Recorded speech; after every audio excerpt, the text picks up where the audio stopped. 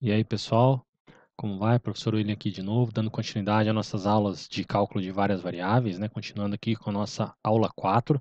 E nessa aula, né, dando continuidade à parte do plano tangente, eu vou falar sobre aproximação linear. Então, aproximação linear nada mais é do que a utilização do plano tangente, né, para a gente poder aproximar valores da função. A gente vai aproximar por meio justamente desse plano tangente aqui. Então, vamos começar com um exemplo aqui, ó. Considere essa função, f de x ao quadrado mais y ao quadrado e o ponto 1, 1, 3. Se vocês viram o vídeo anterior, e eu recomendo fortemente que vocês vejam, né? Se não viram, precisa ter visto, né?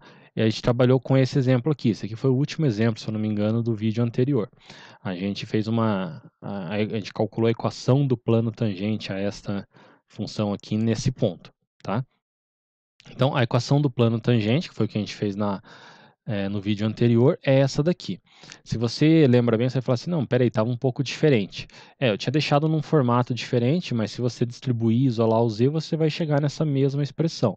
Então, é a mesma função aqui que a gente tem, só que ela está escrita de uma maneira diferente, tá? Mas vocês conseguem chegar nessa expressão aqui.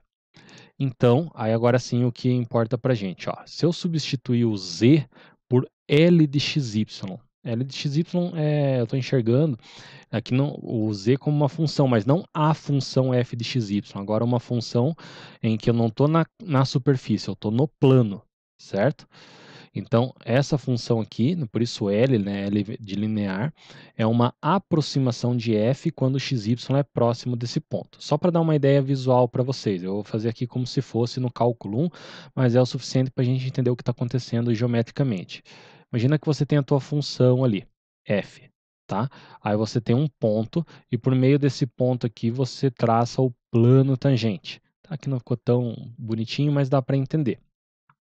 Próximo desse ponto, os valores da função e os valores do plano são aproximados. Então, se você pega aqui, ó, por exemplo, vamos pegar nessa parte aqui, ó, veja que tem uma diferença entre valores do plano, né, e valores da superfície. Se você vir mais próximo, essa diferença é menor. Então, quanto mais próximo você estiver do ponto, os valores que a função linear, né, que o plano atinge, lembrando que quando eu falo assim, o valor que atinge seria a altura. Então, a altura desse plano é aproximado com a altura da função, né, pensando assim geometricamente, né, que daí seria o valor que a função está atingindo. Ou seja, para valores muito próximos desse ponto aqui, onde a gente pegou o plano tangente, o valor na função do plano é próximo do valor da função na superfície, né, do f. Então, essa é a ideia. Então, a gente faz planos tangentes para a gente ter aproximações da função. E por meio de funções muito mais simples. Então, eu vou dar alguns exemplos para vocês em que é muito fácil calcular um valor próximo, né, aqui por meio da linearização, do que seria calcular pela função original. Então, dando continuidade aqui. Olha só, então no mesmo exemplo que a gente estava trabalhando, claro que aqui seria simples fazer dos dois jeitos, mas só para exemplificar.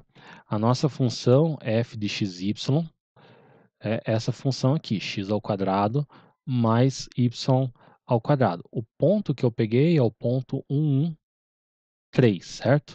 Então, no AB seria o 1, 1, no domínio da função, ok? Então veja que eu vou calcular a aproximação aqui para esses valores, são valores que estão próximos.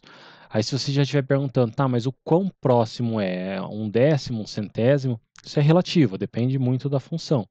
Aqui não tem uma receita, uma resposta definitiva, é uma questão de bom senso aqui, nesse tipo de situação, beleza? A gente calculou, né, o L de xy, pela aproximação linear, que tinha dado 4x mais 2y menos 3, ok? Então, eu vou fazer os dois aqui, eu vou calcular o f de 1,1, 0,95 e eu vou calcular o L de 1,1, 0,95. O f seria na função mesmo e o L seria o valor no plano, então o valor que está próximo aqui. Vamos ver o quão diferente eles estão. Para o f, se eu substituir aqui na função, vai ficar 2 vezes 1,1 ao quadrado mais 0,95 95 ao quadrado. Essa é uma conta que dá para fazer na mão ali, tranquilo, e o resultado você vai chegar em 3,3225, tá? É uma conta que você consegue fazer, mas você tem que fazer aqui uma multiplicaçãozinha, uma potência, né? Então ela dá um certo trabalhinho. Agora, se eu for fazer para a função L, né? Pegando aqui, ó, vai ficar 4 vezes 1,1, 4 vezes 1,1, mais 2 vezes 0,95, menos 3. Veja que essa aqui já é uma conta que a gente consegue fazer até de cabeça, tá? Mais fácil, vai dar 3,3, tá? Não é tão mais difícil uma da outra aqui, mas com certeza a conta de baixo é um pouquinho mais fácil. Veja que os valores que a gente chegou aqui, ó, são valores próximos, né? Pelo menos a primeira casa decimal aqui deu igual, né? Então, o que a gente está utilizando aqui, o plano tangente, é justamente para isso, para ter uma aproximação de valores da função. Aqui a gente conseguiu uma aproximação ok, né, com uma casa decimal, certo? Mas a gente vai ver alguns exemplos mais práticos também. Ainda é uma observação que eu coloquei aqui, mas isso acho que é bastante, eu já falei várias vezes, né? E é bastante óbvio que só vai valer para valores próximos, né, da onde a gente está fazendo essa aproximação, a gente está pegando esse plano tangente, ok? E lembrando mais uma vez que esse próximo é relativo, né? Depende de cada situação. Então, uma definição geral, né, que é simplesmente uma formalização do que eu coloquei, é essa função L de xy, dado por essa expressão, né, é a mesma que a gente utilizou no caso anterior, só que generalizando, né?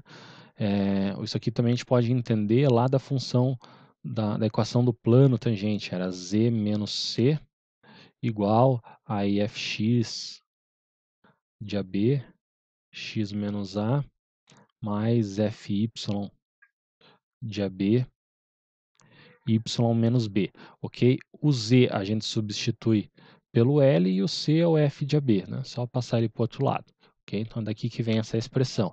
Então, esta é a função aproximação linear ou aproximação pelo plano tangente de F no ponto AB. Aí um teorema aqui bastante importante, e eu vou ler o teorema, explicar ele e eu tenho algumas observações para fazer, alguns detalhes aqui. Então, seja f uma função de R2 em R, ela está definida num conjunto A que é um conjunto aberto. Aberto é uma definição que a gente tem em topologia, tá? Sem aprofundar muito, basta para a gente aqui saber que R2, R3 são conjuntos abertos, tá? AB pertencente ao domínio da função. Então, se as derivadas parciais existirem, né, no conjunto e forem contínuas no ponto AB, então f será diferenciável neste ponto, ok? Então aqui tem uma diferença, né? Um detalhe que às vezes passa batido ali, principalmente no cálculo 1, que não se dá muita atenção para isso. Tem uma diferença entre dizer que uma função é derivável e diferenciável. Para a gente aqui, derivável significa o quê? As derivadas parciais existem, quer dizer que você pode derivar.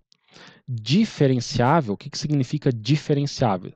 Tem uma definição formal para diferenciável com epsilons e deltas, mas do ponto de vista intuitivo, informal, uma função é diferenciável quando você pode aproximar por um plano tangente naquele ponto. Então, ela é aproximável por um plano tangente, certo? Isso que significa ser diferenciável.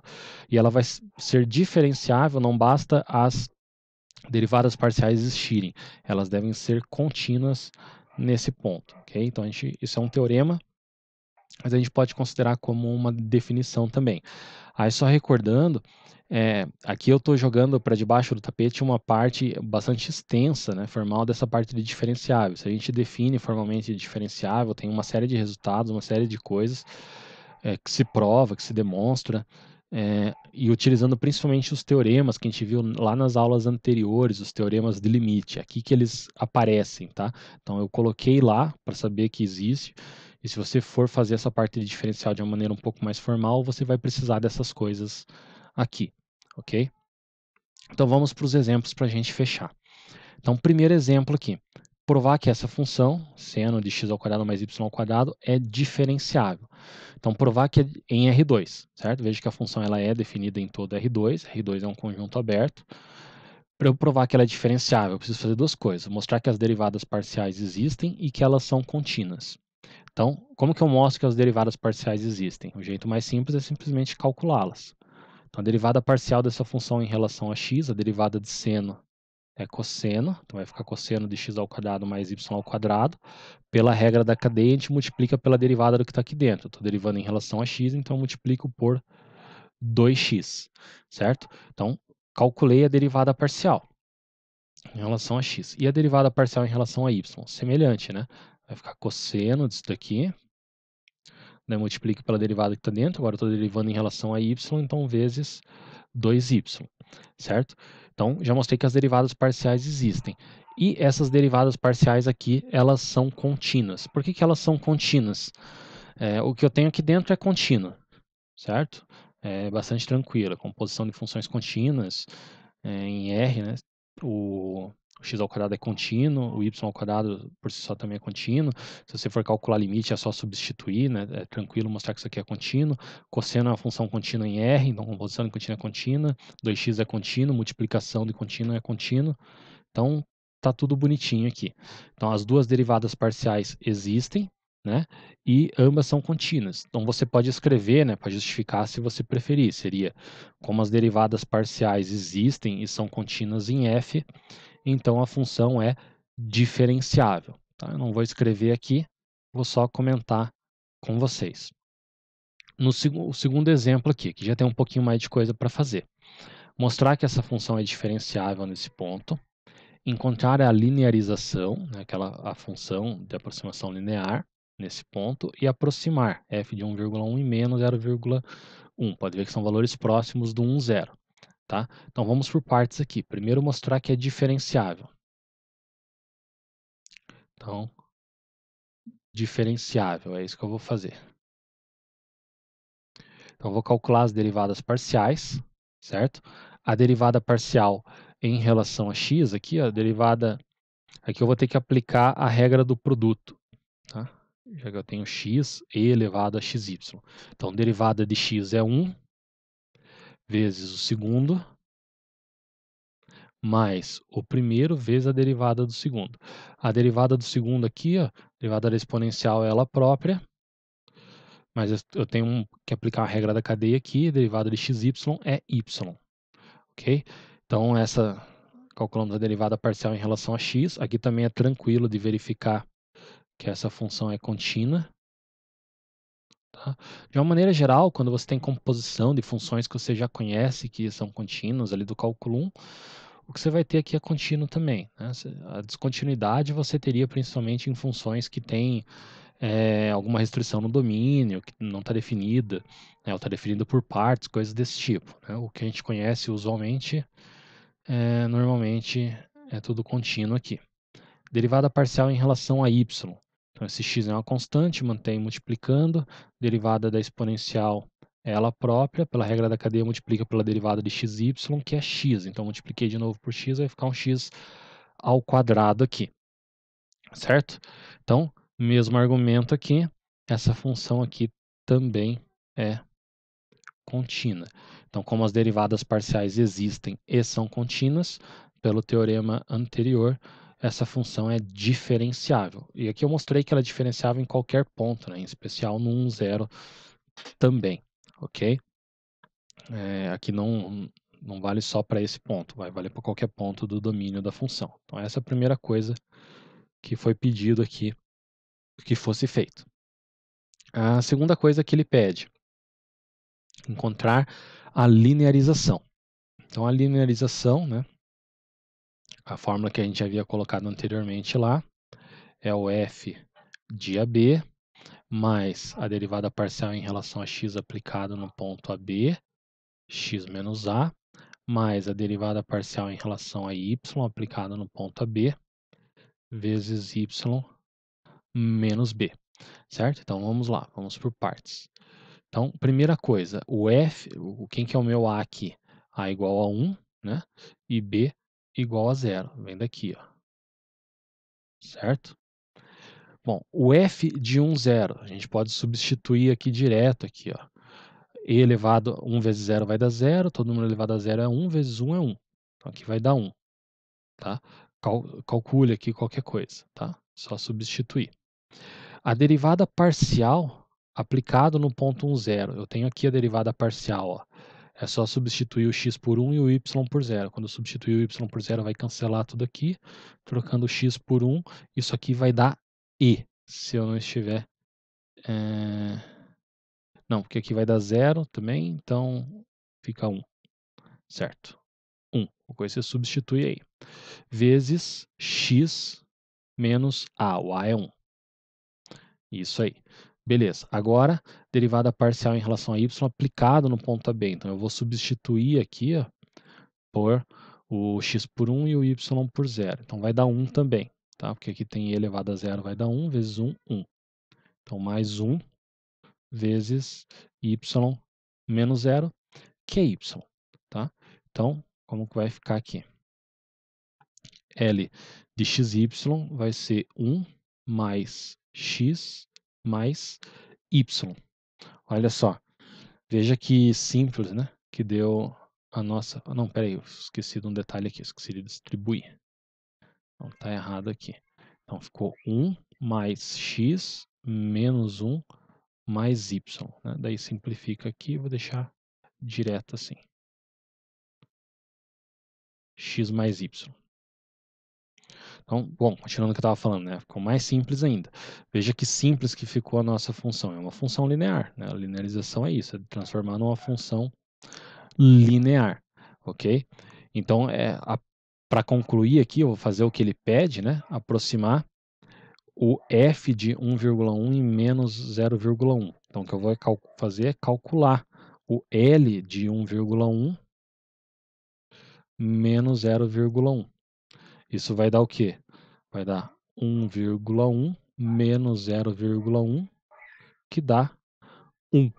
Tá? Então, esse é um valor aproximado para o f disso daqui. Então, isso aqui é o que ele pediu para a gente fazer nesse exercício. Só por curiosidade, se eu fosse calcular o f, né, desses valores aqui, como que ia ficar? Ia ficar 1,1 vezes e elevado a 1,1 vezes menos 0,1. Certo? Isso aqui, bom, na mão a gente já não consegue calcular, mas se a gente jogar na calculadora, vai dar, né, aproximadamente aqui 0,98542, se eu não errei nada aqui, tá? Ou alguma coisa perto disso. Então veja que são valores próximos, tá? E olha só, isso aqui a gente fez, ó, sem nenhuma calculadora, sem nada, né? Fazendo contas aqui todas simples, né? A gente fez uma continha muito simples para chegar num valor, enquanto que se fosse fazer o valor real, né, da função, a gente precisaria aqui de algum recurso melhor, né? Na mão aqui a gente não consegue calcular isso, tá? Precisa de uma calculadora, alguma coisa assim.